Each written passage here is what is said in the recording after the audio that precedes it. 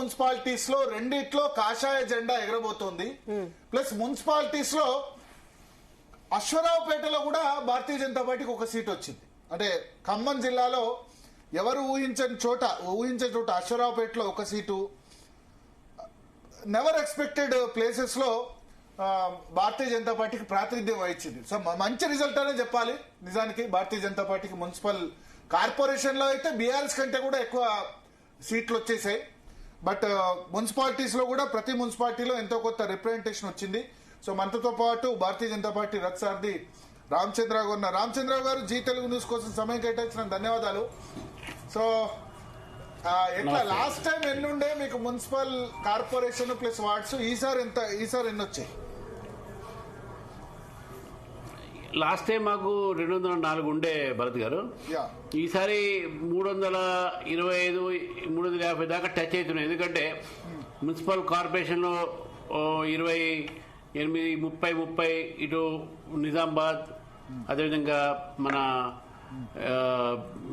కరీంనగర్, తర్వాత మంచిర్యాల, నల్గొండ ఇవన్నీ కలిపితే ఇది 80 దాకా వచ్చేసాయి ఇవన్నీ. మిగతా 270 దాకా మాకు ఆల్రెడీ వార్డ్ మెంబర్స్ గెలిచాము కౌన్సిల్స్ లో. సో 350 దాకా దాదాపు టచ్ అయ్యాను. మా అంచనా ప్రకారం కూడా మేము 400 దాకా మేము అంచనా చేసుకున్నాం. దాదాపు అదే లెవెల్ వచ్చినాయి. అయితే ఊహించిన రీతిలోనే, ఎందుకంటే మాకు ఏంటంటే మాకు ఫస్ట్ 204 పెరిగినాం మేము. ఒకటి మా ఓటు శాతం కూడా పెరిగింది. చాలా చోట సెకండ్ ప్లేస్ మేము వచ్చినాము.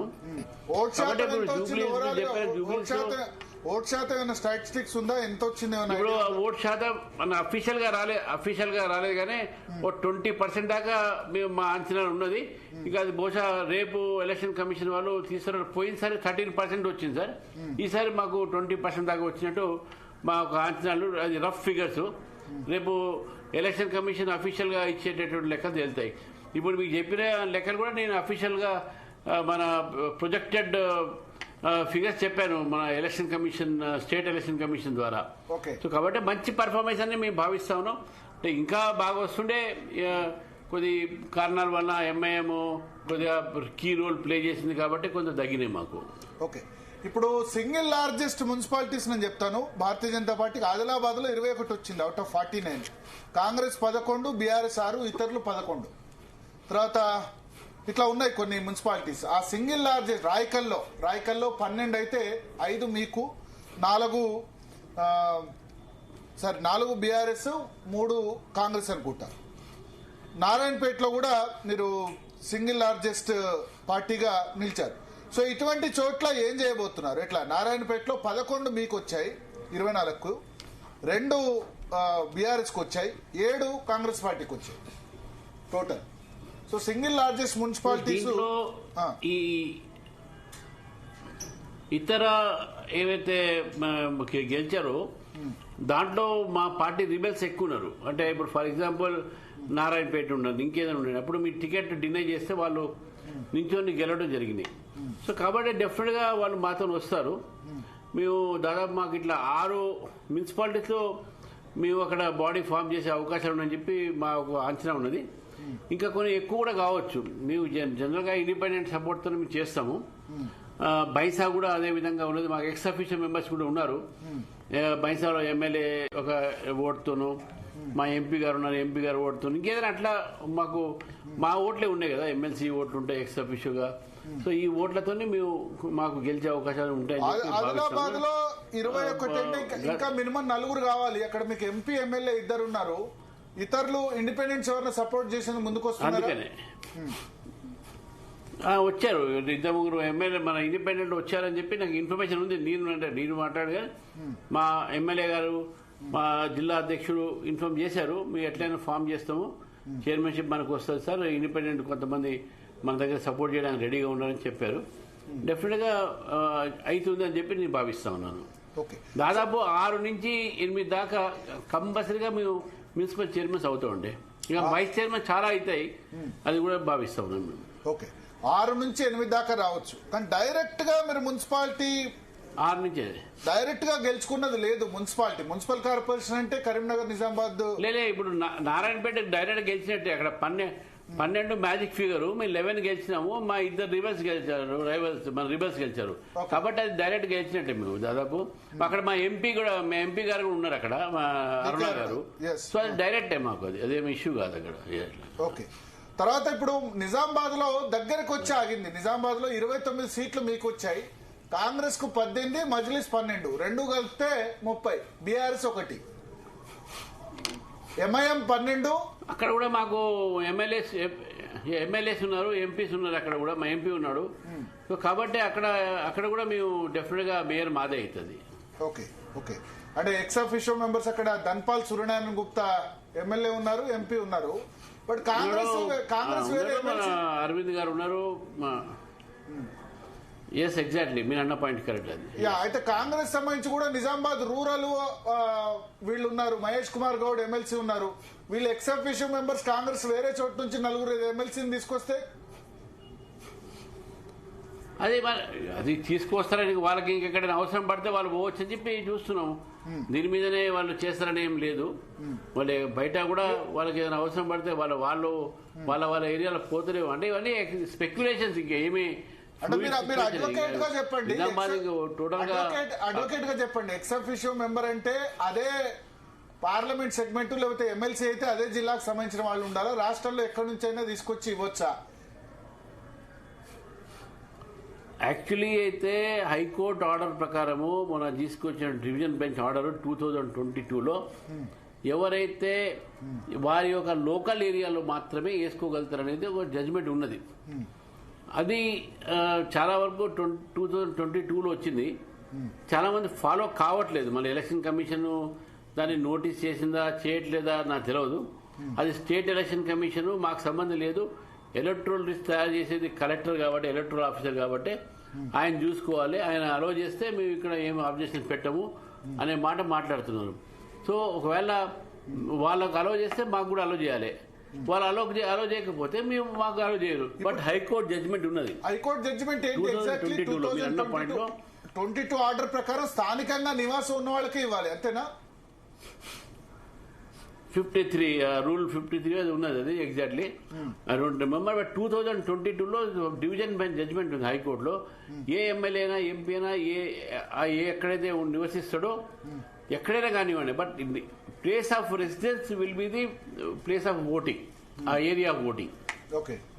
Okay. But that is not being followed. Okay. But district headquarter లో చాలా మంది ఎమ్మెల్సీలు నివాసం ఉంటారు, వేరే పార్టీ అయినా సరే. ఇప్పుడు నిజామాబాద్ ఉందనుకోండి, నిజామాబాద్ లో ఆర్మూరు, బాల్కొండ ఎమ్మెల్యేలు అందరూ కూడా వచ్చి నివాసం ఉంటారు. సో ప్లేస్ ఆఫ్ రెసిడెన్స్ అక్కడ ఎక్స్ అఫీషియో అంటే మరి వాళ్ళందరికీ కూడా ఇవ్వాల్సి వస్తుంది కదా.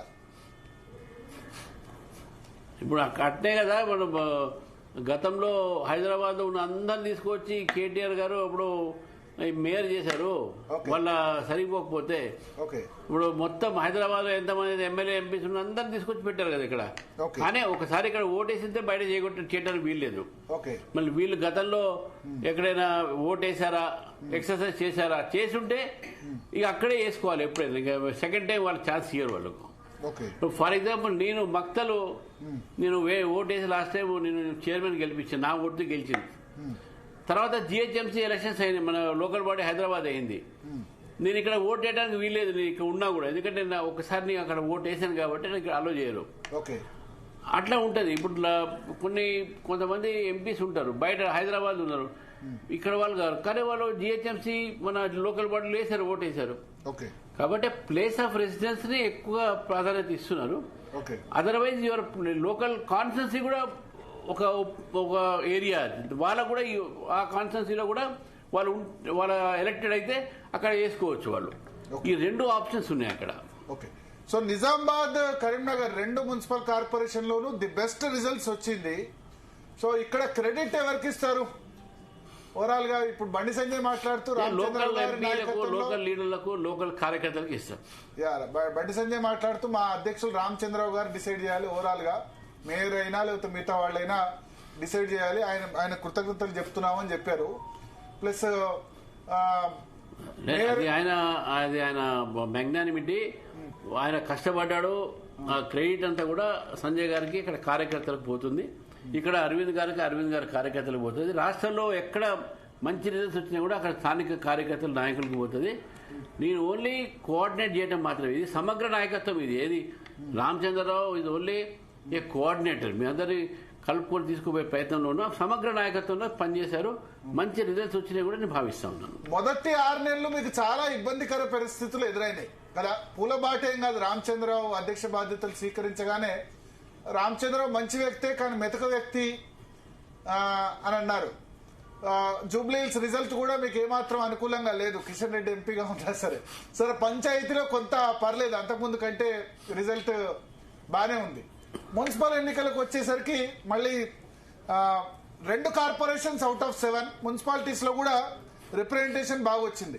సో మెల్లిమెల్లిగా పార్టీ మీద పట్టు కానీ లేకపోతే లీడర్స్ అందరు కూడా కోఆపరేట్ చేస్తున్నారు అనుకోవాలా మీకు?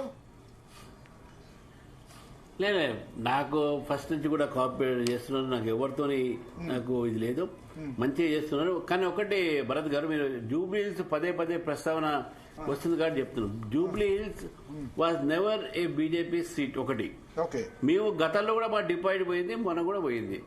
కిషన్ రెడ్డి గారికి కానీ దత్తాత్రేయ గారికి కానీ వాళ్ళ ఏరియా రిప్రజెంట్ వాళ్ళ కూడా మెజార్టీ రాలే అక్కడ. ఏంటంటే బీఆర్ఎస్ పార్లమెంట్ లో 60-70 వేలు ఒక్క నిమిషం బీఆర్ఎస్ అదే అది కావచ్చు. డిఫరెంట్ చాయిస్, దానికి డిఫరెంట్ రీజన్స్ ఉంటాయి మోదీ. అయితే ఇక్కడ ఏమైందంటే బీఆర్ఎస్ సిట్టింగ్ సీట్, అది బీఆర్ఎస్ సిట్టింగ్ సీటు వాళ్ళు 25,000తో ఓడిపోయినారు. వాళ్ళు అది ఎవరు డిస్కస్ చేయట్లేదు. బీజేపీకి డిపాజిట్ రాలేదని ఎక్కువ డిస్కస్ చేస్తున్నారు. కానీ సిట్టింగ్ సీట్ బీఆర్ఎస్ 25,000 ఓట్స్ ఓడిపోయిందని ఎవరు డిస్కస్ చేయట్లేదు. అంటే వాళ్ళ గురించి కూడా డిస్కస్ చేశారు. అన్న పాయింట్ నాకు మాకు ఎంత సార్, మేము క్లెయిమ్ కూడా మాకు గతంలో డిపాజిట్ పోయింది, ఇప్పుడు డిపాజిట్ పోయింది, పెద్ద ఏముంటుంది దాంట్లో. కానీ ఎవరు ఎందుకు ఆలోచిస్తారు? సిట్టింగ్ సీట్ పోయిన వాళ్ళ గురించి ఎందుకు మాట్లాడలేదు? అదే నా పాయింట్. అని వాళ్ళకు కూడా అన్నారు. బట్ వాళ్ళనే వాళ్ళే మమ్మల్ని అంటున్నారు.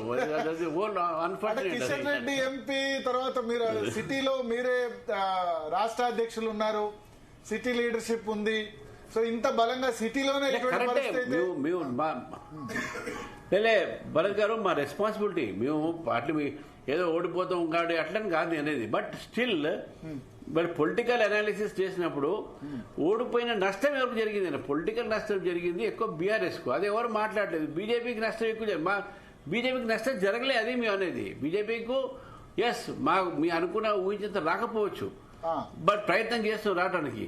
కానీ లాస్ అయింది అక్కడ ఎక్కువ. బీఆర్ఎస్ సిట్టింగ్ సీట్ పోయింది కదా వాళ్ళకు. అది okay. So next Khairatabad election ఉండొచ్చు, తర్వాత ఎంపీటీసీ జెడ్పీటీసీ ఎలక్షన్స్ ఉండొచ్చు, జిహెచ్ఎంసీ ఎలక్షన్స్ ఉంటాయి. ఇవన్నీ ఛాలెంజెస్ ఉన్నాయి మీ ముందు. Yes, 100% challenges. We are prepared for it. ఇప్పుడే పైన మీటింగ్ జరుగుతున్నా మీతో మాట్లాడే ముందు. జిహెచ్ఎంసీకి ఎట్లా ప్రిపరేషన్ అనేది ఇప్పుడు నడుస్తున్నది. రేపటి నుంచి ఇక దాని మీద పడతాం. మీరు రిజల్ట్స్ కాగానే జిహెచ్ఎంసీ మీద పడతాయి మనం. జిహెచ్ఎంసీ నెక్స్ట్ టార్గెట్ పెట్టుకున్నారు ఆల్రెడీ. మళ్ళీ అంటే జిహెచ్ఎంసీలో సార్ పొలిటికల్ పార్టీగా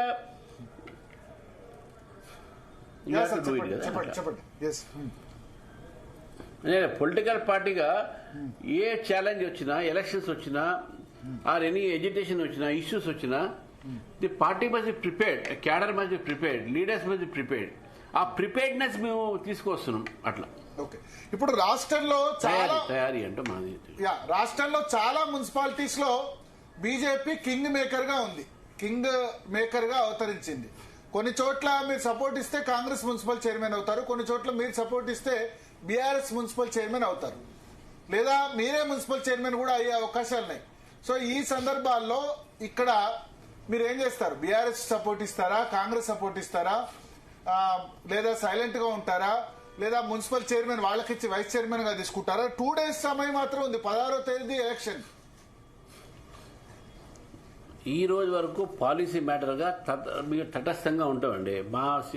మా ఓటర్లని, మా మెంబర్స్ మేము కాపాడుకుంటాం. మేము గెలిచే చోట మేము గెలిచే ప్రయత్నం చేస్తాం. ఎక్కడైతే మేము గెలవలేమో అక్కడ తటస్థంగా ఉంటాం. తటస్థంగా అంటే ఎవరు సపోర్ట్ చేయరు, బీఆర్ఎస్ గానీ కాంగ్రెస్ గానీ.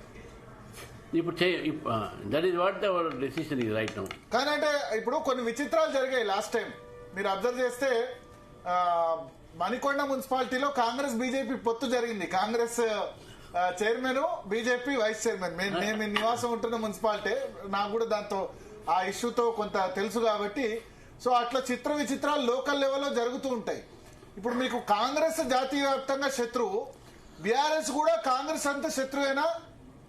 ఇద్దరు సమాన శత్రువులైనా కొంచెం తక్కువ శత్రువు బీఆర్ఎస్? ఇంత ఈక్వి డిస్టెన్స్, ఇద్దరు క్లోజ్ బ్రదర్స్ ఆఫ్ ఎంఐఎం కదా, మాకు ఈక్వి డిస్టెన్స్.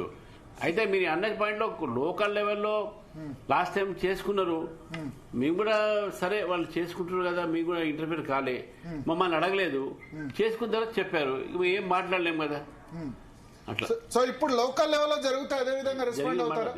లోకల్ లెవెల్లో జరిగితే అదే విధంగా ఇప్పటివరకు అది ఓన్లీ స్పెక్యులేషన్ కదా, there is no direction ultimate గా జరగదని మేము అనుకుంటున్నాం. అల్టిమేట్ గా మున్సిపాలిటీల్లో కాషాయ జెండా ఎగరాలి కదా, చైర్మన్ వైస్ చైర్మన్ రావాలి కదా.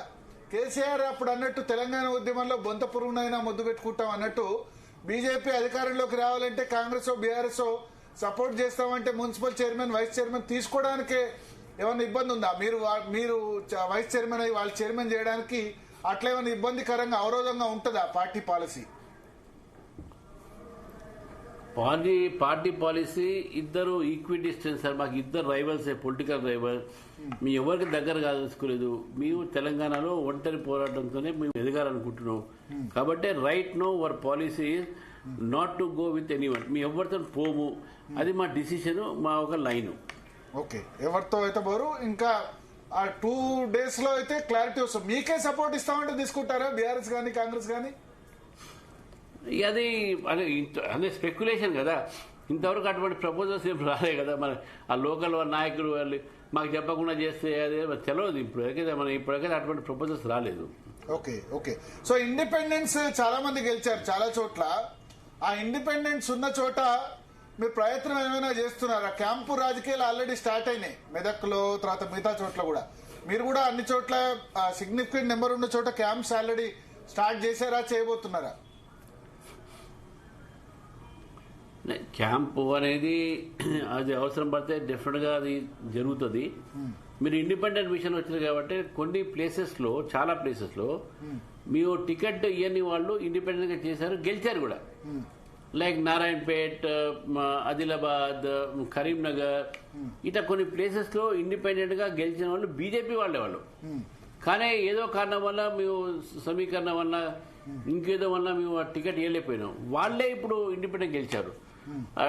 ఇది ఆల్ పాసిబిలిటీ, వాళ్ళు మాత్రం రావచ్చని మేము భావిస్తా ఉన్నాం. కానీ స్థానికంగా మా నాయకులు వాళ్ళతో మాట్లాడుతున్నారా, ఏం చేస్తున్నారు నాకే తెలియదు. కానీ బట్ మా రిబల్స్ చాలా మంది గెలిచారు, చాలా చోట గెలిచారు. సో మీ రెబల్స్ బైసాలు కూడా అట్నే మా రిబల్సే గెలిచారు అక్కడ ఎక్కువ. మీ రెబల్స్ వెల్కమ్ చేస్తారా? అంటే ఇప్పుడు బండి సంజయ్ ఇంతకుముందు స్పీచ్ లో చెప్పారు, ఆయన కొద్దిమంది కాషాయ జెండా పట్టుకుని ప్రచారం చేశారు. సరే మా రెబల్స్ అయినా వాళ్ళు కొద్దిమంది ఫోన్లు చేస్తున్నారు అని చెప్పి. సో మీ పార్టీ రెబల్స్ ఇప్పుడు జగిత్యాలలో కూడా 2-3 గెలిచారు, చాలా చోట్ల రెబల్స్ ఉన్నారు, వాళ్ళు మళ్ళీ వెల్కమ్ చేస్తారా? డెఫినెట్ గా వాళ్ళు మా పార్టీలో మళ్ళీ వస్తాము, తప్పైపోయింది, మేము రిబెల్ గా చేసాము, గెలిచే అవకాశం మాకు ఉండే కూడా చేసామంటే డెఫినెట్ గా వీల్ థింక్ ఓవర్ ఇట్. మాకు అభ్యంతరం మేము ఉండదు దాంట్లో, జాయిన్ అవుతాను, మాకేం అభ్యంతరం ఉండదు దాంట్లో. ఓకే. సో ఇప్పుడు లాస్ట్ టైం జిహెచ్ఎంసీలో 48 వచ్చాయి, మీకు 150. సో రామచంద్రరావు గారి నేతృత్వంలో ఇప్పుడు 150 డివిజన్లు కాస్త 300 డివిజన్లు జిహెచ్ఎంసీ 3గా ట్రైఫర్కేట్ చేశారు. ఇన్ఫాక్ట్ చెప్పాలంటే ఈ ట్రైఫర్కేట్ లో ఒక మున్సిపాలిటీ హైదరాబాద్ జిహెచ్ఎంసీ అయితే అది పూర్తిగా ఎంఐఎంకి అనుకూలంగా చేసినట్టయితే క్లియర్ గా అర్థమవుతుంది. అదే సందర్భంలో మొన్న అక్బరుద్దీన్ ఓవైసీ కూడా కామెంట్ చేశారు, రెడ్డి అయినా, రావైనా, వెల్మైనా, కాప్ అయినా ఎవరైనా మా దగ్గరికి రావాల్సిందే అని చెప్పారు. సో ఈ రేవంత్ రెడ్డి కూడా ఎలక్షన్ ప్రచారంలో లాస్ట్ ఓవైసీ మీదనే, ఓవైసీ బీజేపీ ఇద్దరు వాళ్ళకి చాలా ఎక్కువ ప్రేమ ఉంటుందని మాట్లాడారు. దాని మీద ఏమంటారు? వాస్తవమే అండి. ఇప్పుడు వాళ్ళు ఈ యొక్క విభజన 300 చేస్తుంటే 300 పెట్టేది ఉండే, మళ్ళీ ఎందుకు 3 ముక్కలు చేశారు? ఒక ముక్క బీఆర్ఎస్ మన ఎంఐఎంకి ఇస్తే ఆ ఎంఐఎం వేరే చోట కాంగ్రెస్ సపోర్ట్ చేస్తుంది, క్యూట్ ప్రో క్యూ అది కూడా. సో ఈ 2 అంటే ఏదో వాళ్ళ రాజ్యాలు పంచుకున్నారు. కానీ ప్రజలు అంత తెలివి తక్కువలేం గారు, చూస్తున్నారు. మజ్లిస్కు ధారావతం చేసేటటువంటి అధికారం కాంగ్రెస్ పార్టీకి ఏముంది? హైదరాబాద్ తీసుకొచ్చి అక్కడ డెవలప్మెంట్ ఆగిపోతుంది, అక్కడ పబ్లిక్ అంతా ఆలోచిస్తారు. కాబట్టి ఈ మూడు భాగంలో కూడా భారతీయ జనతా పార్టీ ఫైట్ చేస్తుంది. ఇక్కడ ప్రజల్ని ఈ యొక్క ఎంఐఎంతో రక్షించే ప్రయత్నం చేస్తుంది. ఇక్కడ ప్రజలు బీజేపీని గెలిపించాలనేటువంటి యొక్క మేము ప్రాధాన్యపడతాము. డెఫినెట్ గా పార్టీగా ఒక పొలిటికల్ పార్టీగా వాళ్ళ దగ్గర పోతాము, గెలుస్తామనే నమ్మకంతో మేము పనిచేస్తాం. అయితే రేవంత్ తనకిచ్చిన పేరు రేవంత్ ఉద్దీన్ నేను యాక్సెప్ట్ చేస్తున్నా, రేవంత్ ఉద్దీన్, రేవంత్ గౌడ్ ఇట్లా ఏ పేరు తీసుకున్నా, రేవంత్ మాదిగా ఏ పేరు తీసుకున్నా నేను యాక్సెప్ట్ చేస్తున్నా అని చెప్పారు. బహుశా మీరే అన్నట్టున్నారు, మీరు కిషన్ రెడ్డి రేవంత్ ఉద్దీన్ రేవంత్ నేనే అన్నాను. సో ఆయన యాక్సెప్ట్ చేస్తున్నా అని చెప్పారు. నాకేం ఇబ్బంది లేదు, రేవంత్ ఉద్దీన్ అన్న ఇబ్బంది లేదు, రేవంత్ గౌడ్ అన్న ఇబ్బంది లేదు, రేవంత్ మాదిగా అన్న ఇబ్బంది లేదు, అందరూ నన్ను యాక్సెప్ట్ చేస్తున్నారు, అన్ని వర్గాల వారు. రేవంత్ ఆయన రేవంత్ రెడ్డి గారికి రేవంత్ ఉద్దీన్ అయ్యే అవకాశాలు ఎక్కువ ఉంటాయి. రేవంత్ గౌడ్, రేవంత్ ముదిరాజ్ అయ్యే అవకాశం లేదు. ఓకే, ఎందుకంటే మతం మార్చుకోవచ్చు కానీ కులం మార్చుకునే వ్యవస్థ మన దగ్గర లేదు కదా. అది బట్ రిజల్ట్ కాంగ్రెస్ పార్టీకి ఏమంటారు? ఏంటంటే ఎంఐఎం కాంగ్రెస్ పార్టీ ఓవరాల్ గా ఈ రిజల్ట్ ఎట్లా చూస్తారు? కాంగ్రెస్ పార్టీ బానే వచ్చింది రిజల్ట్. నేను ఒకటేనంటే కాంగ్రెస్ ఇప్పుడు ఒకటి చూడాలి, ఇక్కడ కూడా గతంలో బీఆర్ఎస్ కు దాదాపు 1400 ఏదో ఉండే వాళ్ళకి సీట్లు, కాంగ్రెస్ పార్టీకి 400 ఉండే. ఇప్పుడు ఇన్ని హంగ్ వచ్చినాయి, దాదాపు 30 నుంచి 40 మున్సిపాలిటీస్ హంగ్ వచ్చినాయి. తర్వాత వీళ్ళు ఒక మున్సిపాలిటీ మన ఏదైతే వీళ్ళు గెలిచిన మున్సిపాలిటీస్ ఉన్నాయో వీళ్ళు చాలా నేరోలో గెలిచారు. చాలా సీట్లు 5 ఓట్లు 3 ఓట్లతో గెలిచిన పరిస్థితి. ఇదేం పోతే మ్యాండేట్ ఏం కాదు, వాళ్ళు ఎవరైనా మాకు 90% గెలుస్తున్నారు. కానీ చూస్తే వాళ్ళకు 50-60% దాకానే ఉన్నాయి ఇప్పటివరకు వచ్చినటువంటి.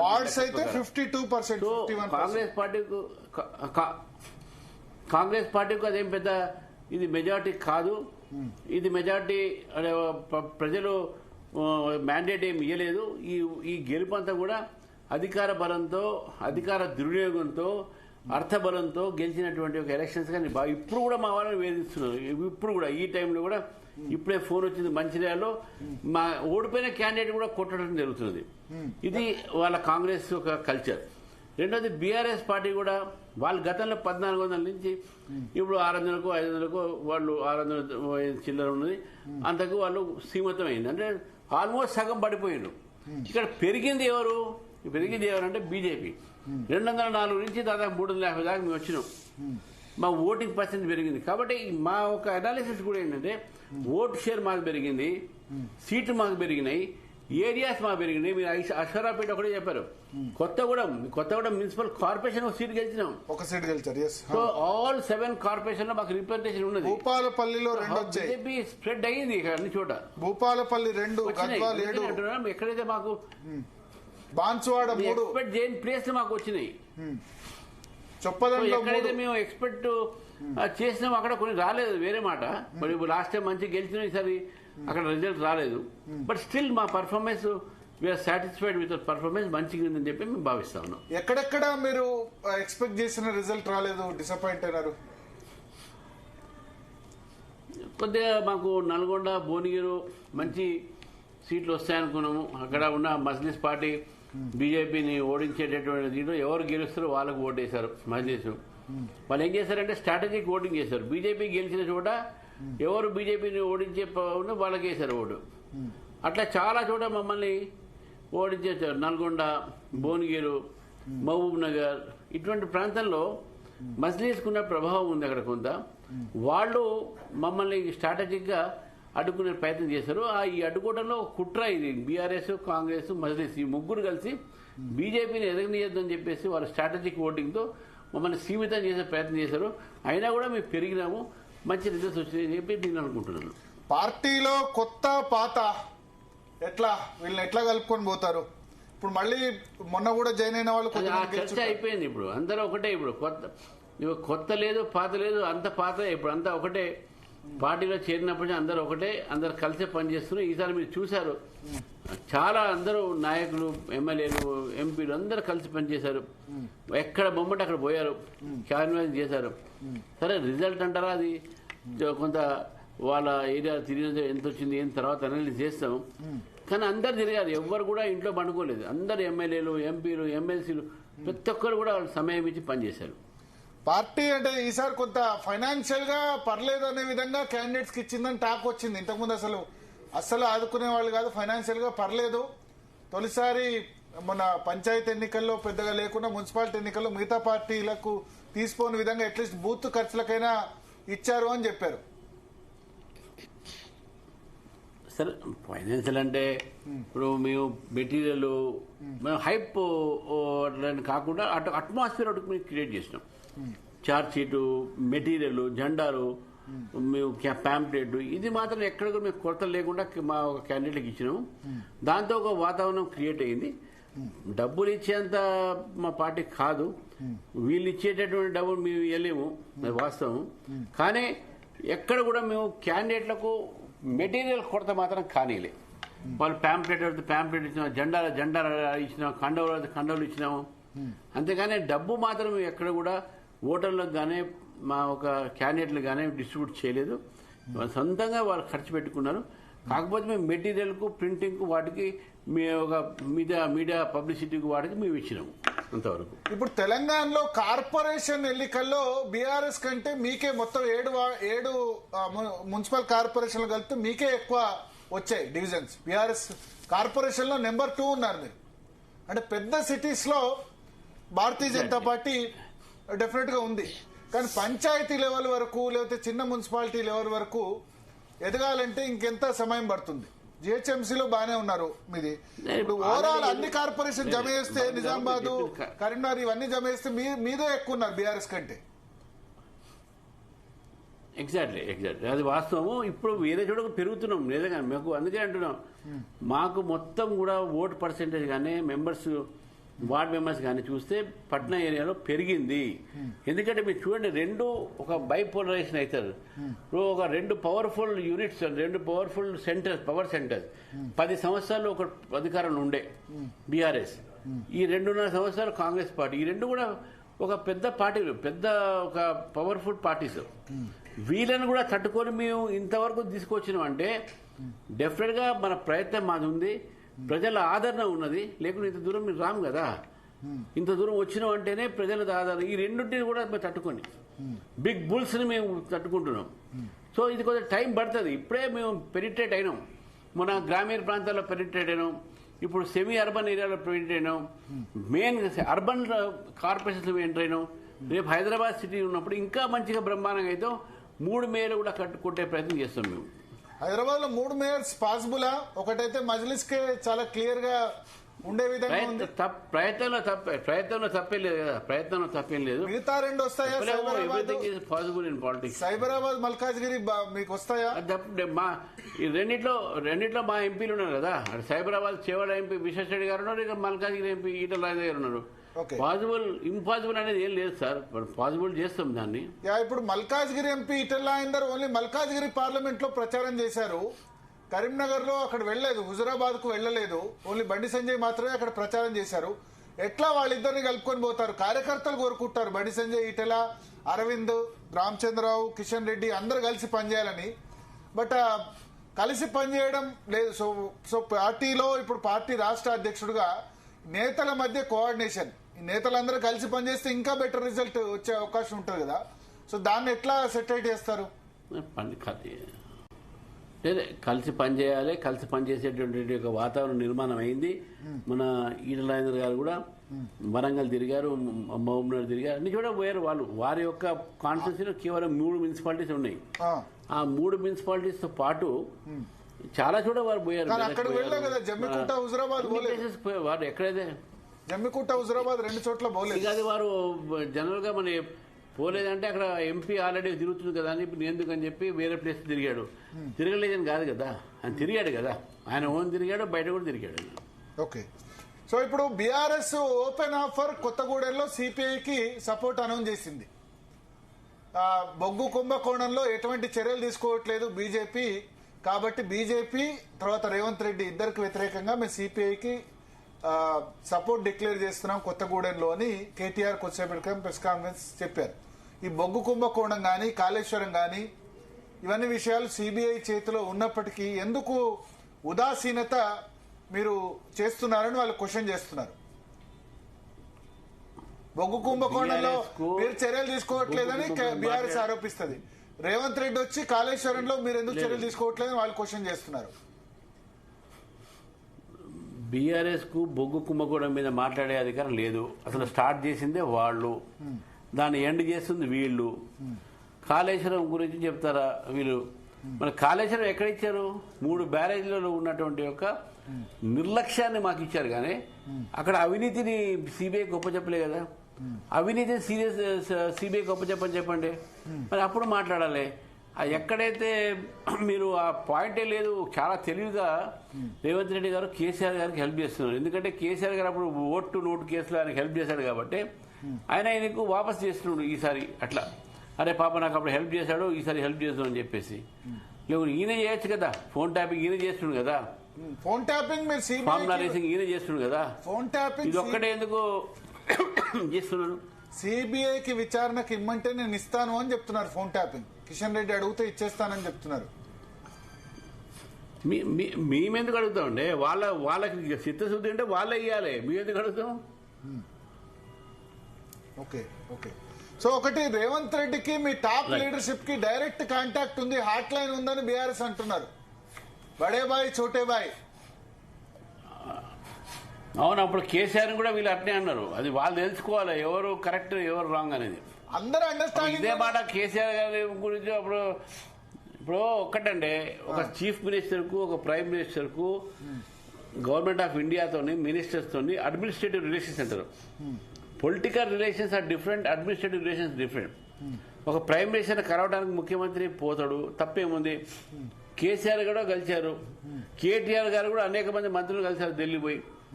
దాంట్లో I don't find anything wrong. వాళ్ళు కలుస్తున్నారు మీద.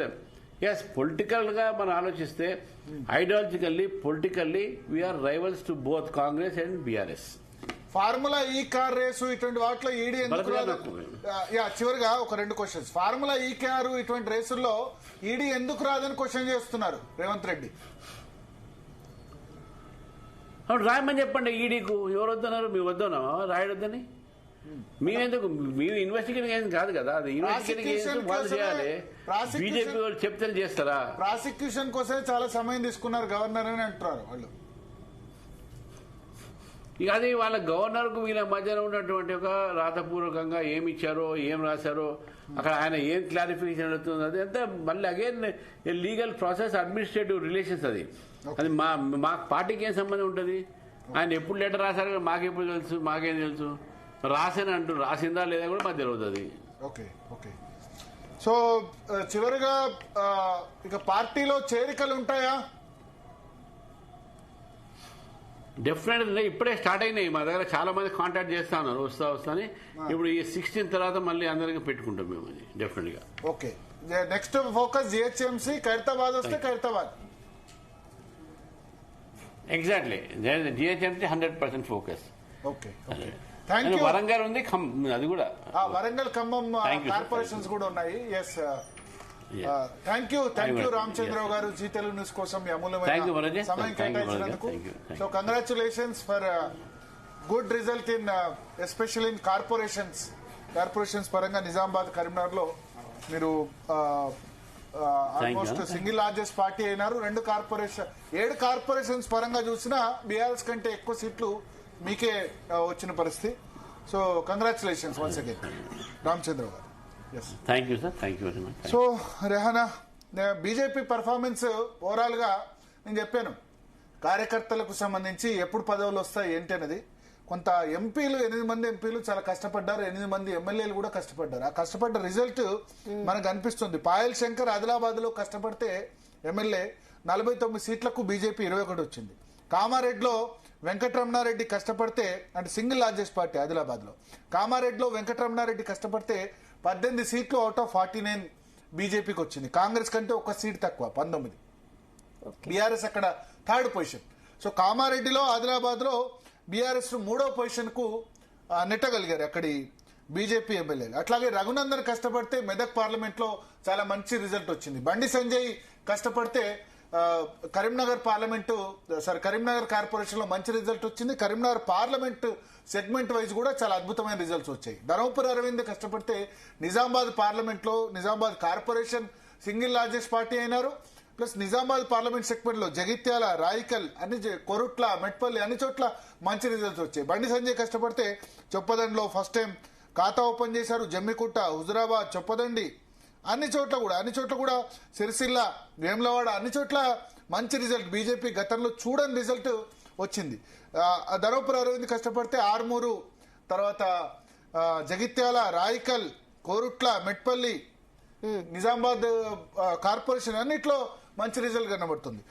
రఘునందన్ కష్టపడితే ఎంపీ కష్టపడితే గనక మనకు అన్ని చోట్ల కూడా మంచి రిజల్ట్. అంటే మెదక్లో ఇంతకుముందు భారతీయ జనతా పార్టీ పెద్దగా లేదు, దుబ్బాకలో సెకండ్ పొజిషన్ వచ్చింది, కాంగ్రెస్ పార్టీ థర్డ్ పొజిషన్ ఉన్న పరిస్థితి. నర్సాపూర్లో 4 వార్డులు వచ్చాయి.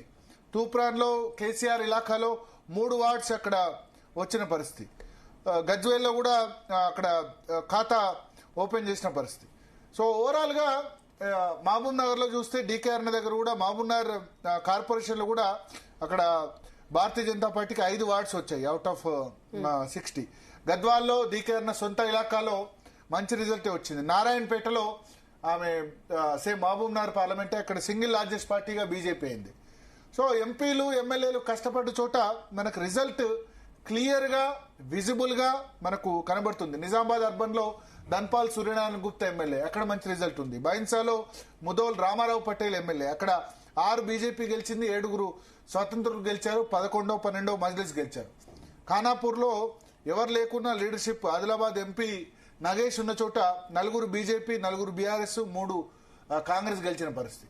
సో ఓవరాల్ గా రిజల్ట్ చాలా బాగుంది. భారతీయ జనతా పార్టీ లీడర్షిప్ ఎంపీలు ఎమ్మెల్యేలు ఉన్న చోట ఖచ్చితంగా గెలిచింది. ఈ ఎంపీలు ఎమ్మెల్యేలు ఉన్న చోటే కాకుండా మరింత మంది కార్పొరేటర్లు జిహెచ్ఎంసీలో కూడా ఇప్పుడు రాబోతుంది. నెక్స్ట్ జిహెచ్ఎంసీలో లాస్ట్ టైం 48 మంది గెలిస్తే ఎటువంటి మూమెంటం వచ్చిందో చూశారు. సో 3 కార్పొరేషన్స్ అయినాయి. అక్కడ 48 మంది గెలవడం వల్ల ఎంపీలు చేవెళ్ల ఎంపీ విశ్వేశ్వరరెడ్డి గెలిచారు, మల్కాజ్గిరి ఎంపీ ఈటెల రాజేందర్ గెలిచారు, కిషన్ రెడ్డి సికింద్రాబాద్ ఎంపీ అయినారు. సో ఇవన్నీ కూడా రిజల్ట్ ఉంటుంది. కార్పొరేటర్ కింది స్థాయి నుంచి గ్రాస్ రూట్ నుంచి భారతీయ జనతా పార్టీ ఈ విధంగా అడ్వాంటేజ్ అయ్యేందుకు కూడా ఖచ్చితంగా ఛాన్స్ ఉంటుంది. అయితే ఒక చిన్న బ్రేక్ తీసుకుందాం మనం. బ్రేక్ తర్వాత కొన్ని